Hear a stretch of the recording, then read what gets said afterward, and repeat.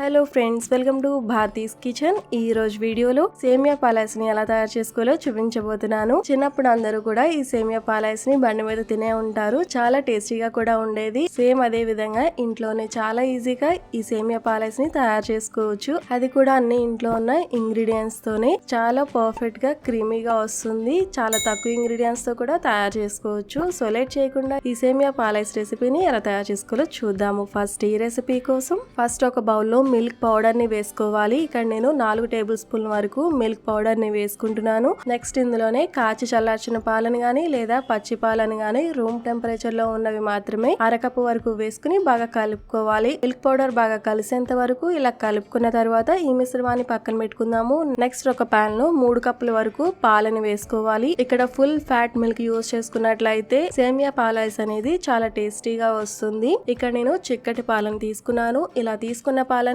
బాగా మరగబెట్టుకోవాలి. అరకప్పు వరకు పాలు తగ్గేంత వరకు లో టు మీడియం ఫ్లేమ్ లో ఇలా మరిగించుకోవాలి. అప్పుడప్పుడు ఇలా కలుపుకుంటూ ఉండాలి. ఇలా చేసినట్లయితే అడుగు పట్టకుండా ఉంటుంది. నెక్స్ట్ ఇలా పాలు మరిగిన తర్వాత ఇందులో సేమియాని 3 టేబుల్ స్పూన్ల వరకు వేసుకోవాలి. మనం 3 కప్పుల వరకు పాలను తీసుకున్నాం కాబట్టి 3 టేబుల్ స్పూన్ల వరకు సేమియాని వేసుకోవాలి. అంటే 1 కప్పు పాలకి 1 టేబుల్ స్పూన్ వరకు సేమియా వేసుకున్నట్లయితే పర్ఫెక్ట్ గా సేమియా అనేది సరిపోతుంది. నెక్స్ట్ సేమియా వేసిన తర్వాత కంటిన్యూస్ గా ఇలా మిక్స్ చేస్తూ కుక్ చేసుకోవాలి. లేదంటే సేమియా అనేది అతుక్కునే అవకాశం ఉంటుంది. నార్మల్ గా సేమియా పాలైస్ తయారు చేసుకున్నప్పుడు సేమియాని విడిగా నెలల్లో ఉడకబెడుతూ ఉంటారు. అలా కాకుండా ఇలా పాలలో కూడా ఉడకబెట్టుకోవచ్చు. పాలల్లో ఉడకబెట్టినా కూడా పర్ఫెక్ట్ గా ఈ సేమియా అనేది ఉడుకుతుంది. నెక్స్ట్ ఈ సేమియాని కొద్దిగా పలుకుండేంత వరకు కుక్ చేసుకోవాలి. అంటే 60 to 70% వరకు కుక్ అయ్యేంత వరకు ఇలా కుక్ చేసుకోవాలి. నెక్స్ట్ ఇందులోనే 1/2 కప్పు వరకు పంచదారని వేసుకోవాలి. స్వీట్ ఎక్కువ తినేవారైతే ఇంకా 1-2 టేబుల్ స్పూన్ల వరకు ఎక్స్ట్రా షుగర్ ని వేసుకోవచ్చు.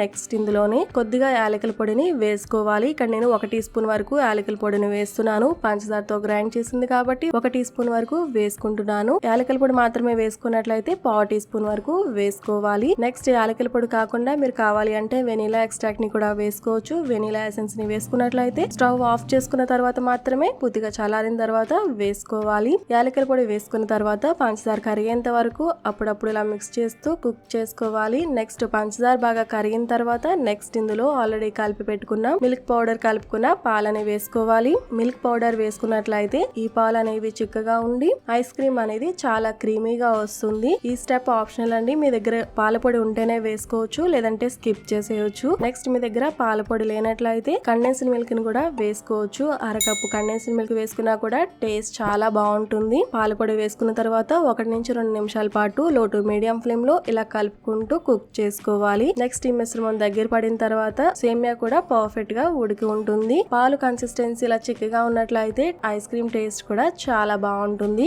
ఈ పాల మిశ్రమం అనేది రెడీ అయిపోయిందండి. ఇలా రెడీ అయిన తర్వాత స్టవ్ ఆఫ్ చేసుకుని ఇది చల్లారేంత వరకు కూడా అప్పుడప్పుడు కలుపుకుంటూ ఉండాలి. ఈ మిశ్రమం పూర్తిగా చల్లారిన తర్వాత మాత్రమే మౌల్స్ లోకి ట్రాన్స్ఫర్ చేసుకోవాలి. మీ దగ్గర ఇలాంటి మౌల్స్ లేనట్లయితే ఏమైనా సన్నగా ఉన్న గ్లాసుల్లో గానీ లేదా పేపర్ కప్స్ ఉంటాయి కదా, వాటిలో కూడా వేసుకోవచ్చు. అన్నిటిలో కూడా ఇలా మిశ్రమాన్ని వేసుకున్న తర్వాత పైన ఇలా స్టిక్స్ ని ప్లేస్ చేసుకోవాలి.